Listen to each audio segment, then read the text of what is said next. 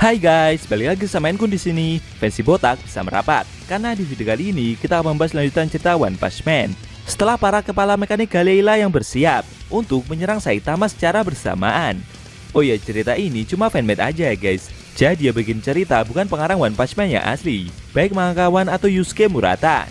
Lebih tepatnya kita akan mereview manga One Punch Man X One Piece chapter ke-20 yang bersumber dari salah satu channel YouTube, yaitu Alfiza Farhan. Dan buat kalian yang belum lihat review chapter sebelumnya, bisa klik link di deskripsi atau bisa juga klik link di pojok kanan atas video ini ya. Nah, di cerita manga fanmade chapter ke-20 ini, para kepala mekanik Galeila menyerang Saitama secara bertubi-tubi. Apakah Saitama akan mampu bertahan? Penasaran? Oke, langsung saja kita bahas. Let's go!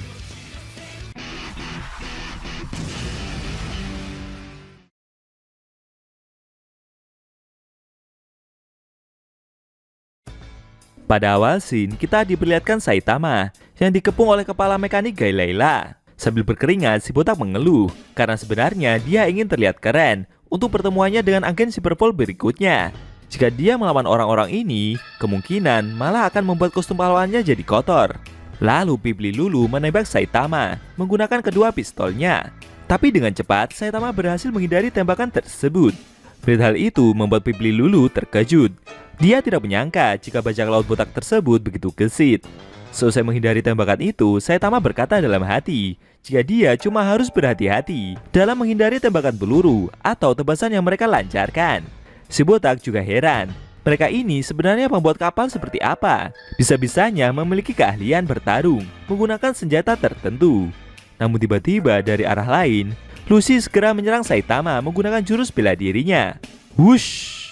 Efek dari serangan itu membuat beberapa bangunan di sekitarnya terhempas, seperti mengalami benturan udara dalam skala besar. Tapi di luar dugaan, si botak tidak bergerak dari tempat dia berdiri, dan seperti menerima efek getaran saja. Lucy yang melihat kejadian tersebut begitu kaget. Sedangkan Saitama sendiri malah salah paham.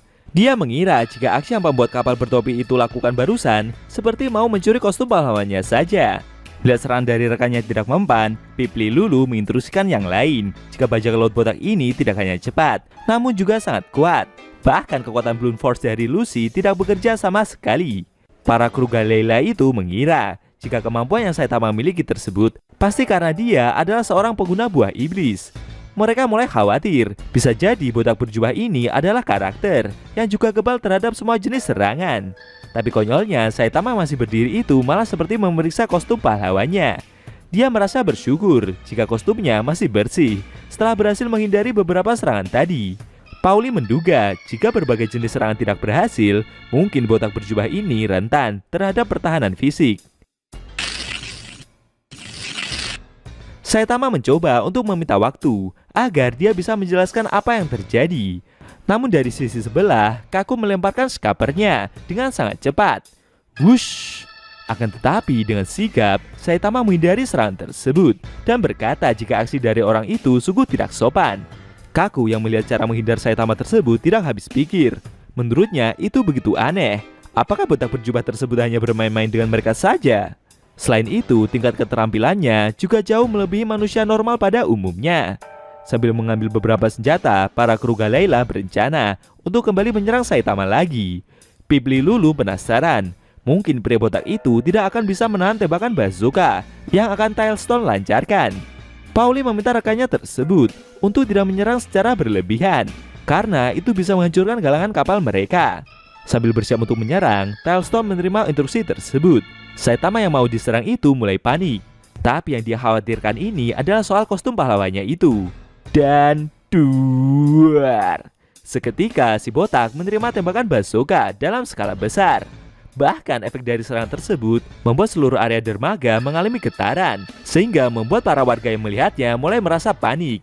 Sambil tersenyum, Pauli sudah menduga jika rekannya itu tidak akan menuruti saran yang dia berikan. Kaku berkomentar kalau serangan dari Tailstone itu telah mengacaukan segalanya. Bahkan efek dari debu yang tercipta begitu tebal dan juga tidak kunjung hilang.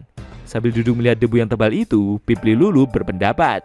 Menurutnya, bajak laut tersebut pasti tidak dapat menahan serangan yang rekannya lancarkan barusan. Sedangkan Tailstone sendiri merasa kelelahan dan dia berbaring di sebelahnya. Namun Lucia masih melihat debu tebal itu menyadari jika pria botak tersebut dapat bertahan hidup. Beberapa jam kemudian, di hotel yang tidak dikenal, ada 2 orang dari agen Cyberpol yang membicarakan kejadian dari pertempuran tadi. Mereka menyadari jika botak berjubah itu berhasil melarikan diri tanpa diketahui oleh para kru Galayla yang lain. Bahkan sebelumnya, para kru tersebut sempat menduga kalau pria botak itu telah mati. Oh ya, kedua orang Cyberpol ini mengenakan topeng banteng dan topeng tengkorak ya guys. Orang bertopeng banteng itu merasa jika rekannya tersebut sempat merasa khawatir. Tapi menurutnya, dia pasti juga sudah melihat aksi dari pria botak itu. Orang bertopeng tengkorak mengaku kagum. Menurutnya, kecepatan yang pria botak tersebut tunjukkan begitu gila, sampai-sampai membuatnya kaget. Tapi menurutnya, pria tersebut bukanlah agen dari CP0. Menurutnya, mungkin rekannya Fukuro akan dapat mengukur dengan pasti seberapa besar kekuatan yang si botak miliki. Namun jika dilihat dari pertempuran tadi pun, mereka sudah bisa menyimpulkan jika keterampilan fisik pria itu memang benar-benar luar biasa. Pria yang mengenakan topeng banteng juga sependapat, karena sebelumnya dia juga sudah menguji ketahanan tubuh pria tersebut menggunakan pukulannya.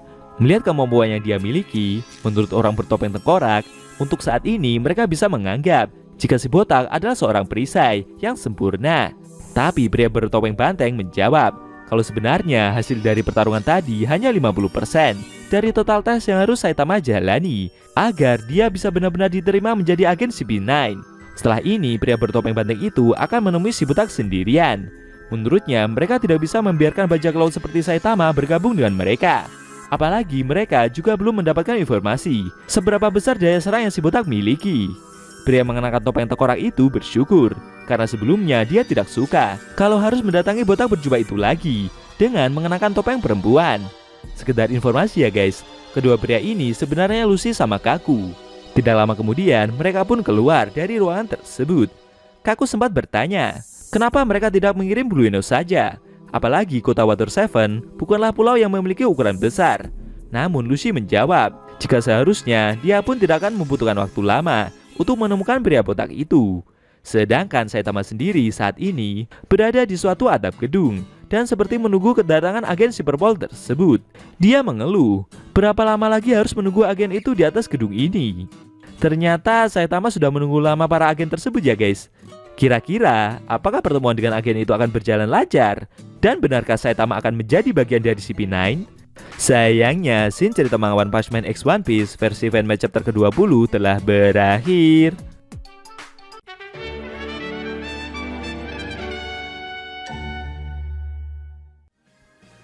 Nah, itu tadi review cerita manga One Punch Man X One Piece versi fanmade chapter ke-20 yang di sini memperlihatkan Saitama yang duduk di atap sebuah gedung dan menunggu kedatangan agen Cyberpol. Bagaimana menurut kamu? Jangan lupa tinggalkan komentar kalian ya. Kalau mau nonton review chapter sebelum atau selanjutnya, bisa klik link di deskripsi. Linknya ada Memintara di sana kok. Buat kalian yang pengen nonton manga One Punch Man secara maraton, baik itu versi manga One atau Yusuke Murata, linknya ada di deskripsi juga ya guys. Oke, tekan like kalau suka sama video ini dan dislike kalau nggak suka. Jika ada kata-kata dari Enku yang kurang pas, Enku mohon maaf dan sampai bertemu di video review cerita fanmade One Punch Man selanjutnya.